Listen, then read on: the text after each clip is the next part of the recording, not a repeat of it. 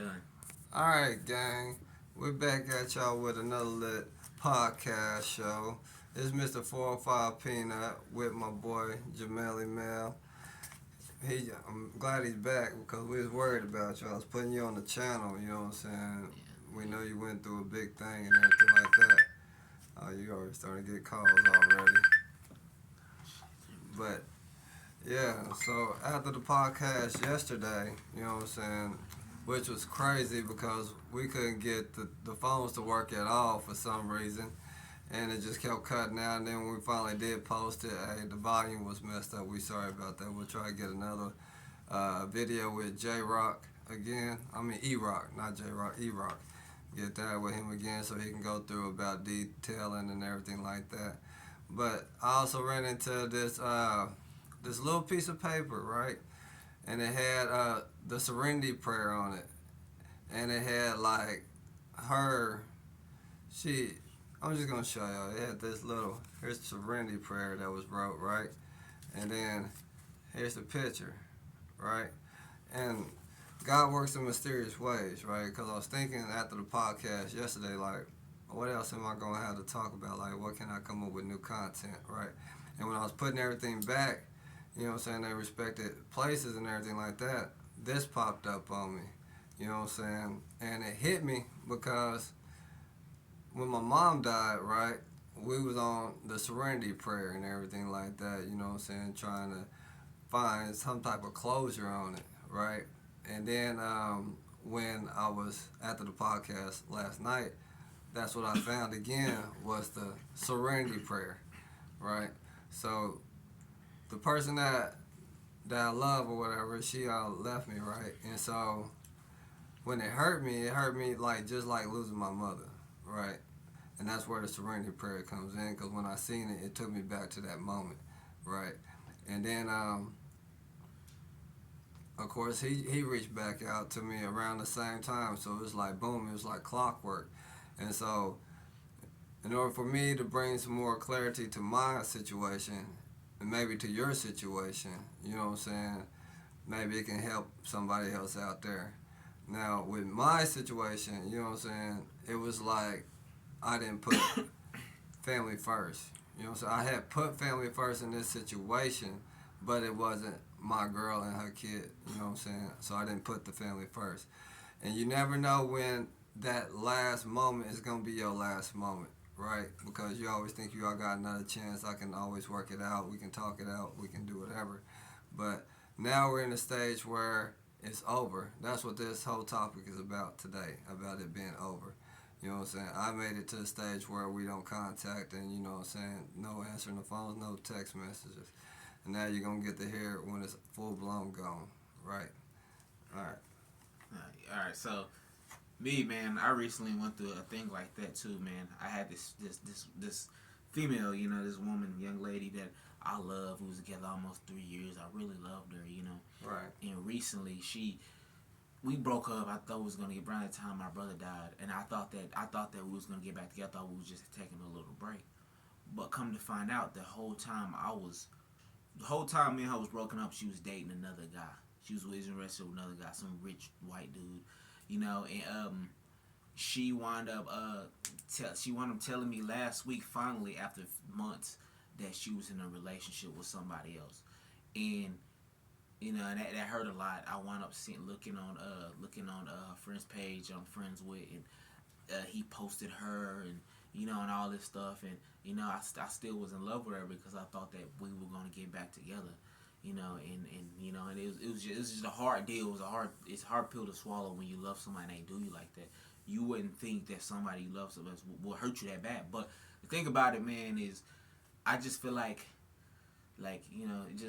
it's just what it is. If she allowed that to happen, if she did that, then she wasn't one for me, man. And to be real, bro, success is the greatest revenge, man. Like Right. let people do messed up. I'm not saying let people do messed up things to you, but when people do messed up things for you, man, get back at them by getting on your grind, and that's what I'm doing now. I'm hitting different avenues. I told her Friday last time I talked to her. I spoke to her. I told her that next time she heard from me, I'm gonna be something great. I'm gonna be something. She was talking so bad to me. I told her I'm gonna be something great, and And she just said, "I don't care, bye," and hung up on me after she called me talking down to me. But I'm just, that it's messed up if she did it to me. But yeah, Cold blooded. Yeah, and so that's just I didn't know that was just the type of person she was, But forget her, man. I'm about to just get on my grind and just she's gonna be feeling stupid, once I'm there where I want to be, where I surpass everything she expected of me. She think that I'm nothing. She think I'm not worth nothing. But watch this, man. I'm about to show her, man. I'm about to show her, man. All right. And so, I seen you on Facebook. I seen a video about Facebook where you was talking about Yeah. you about to show the world, right? Yeah, You're about to do your thing, and you're gonna come out with a small film movie. Yeah. All right. So, what kind of small film movie are you thinking about? Man, I'm thinking about. I like trying to hit on all different genres. See what catch like all the different genres. Right now, I'm working on a really good. I'm working on a horror film. It's gonna be. It's gonna. I'm trying to make it. Where it's man, where it looked like you can't believe that some dude that was his first freaking film he made. I got the software. I got all the different things that make it into a great movie, man. And I'm not finished writing the scripts. I'm not finished writing all that. I taught myself how to write scripts. I didn't go to a school or nothing. I researched and taught myself how to do it. So, it's like I'm not but I'm not finished writing the script, and I'm getting everything under thing, because what I want to do in this film is I want to write, direct, and co-star in the film, So I'm kind of do all three, huh? Yeah. You want to be the three amigos in the thing, huh? Yeah, I want to be like Tyler Perry or Quentin Tarantino type thing, and then co-star, write, and direct the movie, man. Because I want to, I'm about to be that, man. I'm about to push. I'm about to grind. Y'all gonna see me. I'm gonna be a celebrity. I'm gonna be almost a celebrity. Watch this, man. I'm about to be that, man. In a couple years, my net worth is gonna be 7 figures at least. Watch this. And you heard it here on this podcast. So, at 7 years, you know what I'm saying? Because there's probably going to be some memories that bring it back up that say, you was going to do this in 7 years. Nah, 2 years. Oh, 2 years? You going to do it in 2 years? I'm going to be worth at least 7 figures in 2 years. See, I'm about to do it. That's real grinding right there. Real grinding. Yeah. All right. Are you worried about her coming back? You think she's gonna come back? I'm not. If she will leave me and get for another man, even if he got in her ear while me and her was fighting, if she was to let that happen, let a dude, get to her while we was going through it, or I don't know. I think now that I know she lied about who she was with, the dude, because the dude that she's with was a dude that she went on a date with while we was together over a year ago. Dang. And I found out that's the dude that she's with right now. So I just feel like after that, her lying to me about that, I feel like everything that I thought she was lying to me about, that I was giving her the benefit of the doubt about, right, those was lies. A lot of those, not everything, but most of that stuff was lies. She's nothing but a lying. Like my brother tried to tell me, like my mama tried to tell me, like my sister tried to tell me, like my little niece tried to tell me about her. My son didn't like her. They seen it in her. She was a lying, sneaky little hoe. You know what I'm saying? That's what they said. And I should listen to him now. I know now what I took from this, even though we was together almost 3 years. What I took from this is that is to never ignore red flags. So I don't, for her to do that, for her to get with somebody else, leave me and get with somebody else. I don't even, that's just somebody that I shouldn't be with. Yeah, it just rubs you the wrong way. Like, dang, you couldn't even wait for us to work it out before you did it. That's not nobody I want to be with. If you will leave me and get with somebody else, I don't care. That's somebody I don't want to be with, man. Little sneaky little hoe, man. Like, I'm getting mad, but you never get mad. No, but let it out, brother, let it out. It's good for the podcast. No, but the thing is, man, she was playing me the whole, man. She was playing me right, like. In December, the 14th, 15th December, she was talking to me like we was almost back together, saying sexual stuff to me, talking to me, like telling me she loved me and she don't want me to be with nobody else. Then the next day, he post her. The next day, he post her after she was dead.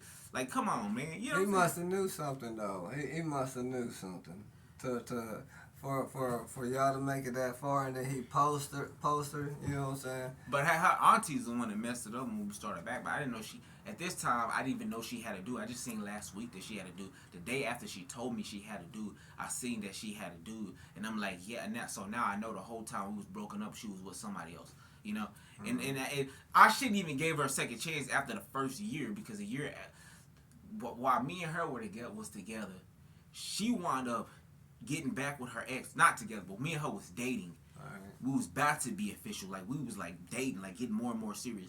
She got back with her ex and didn't tell me about it. And then a year later, kept dating me. And then a year later, whenever I found out about it, she slipped up and told on herself on accident.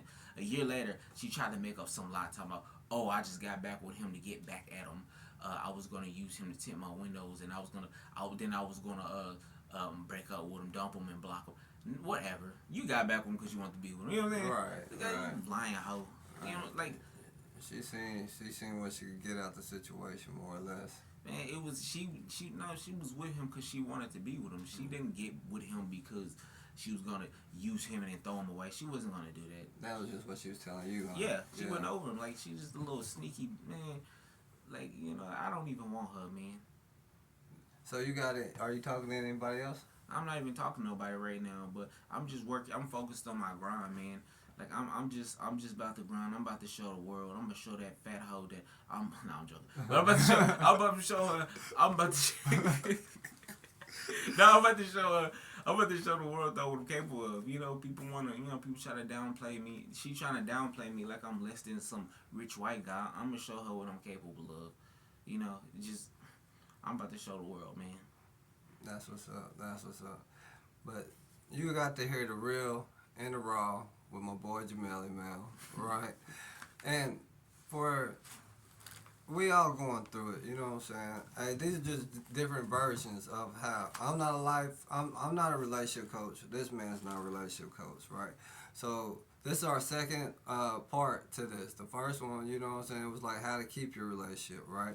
And I was coming out with that off the top of my head from the things that the person I was with had said to me.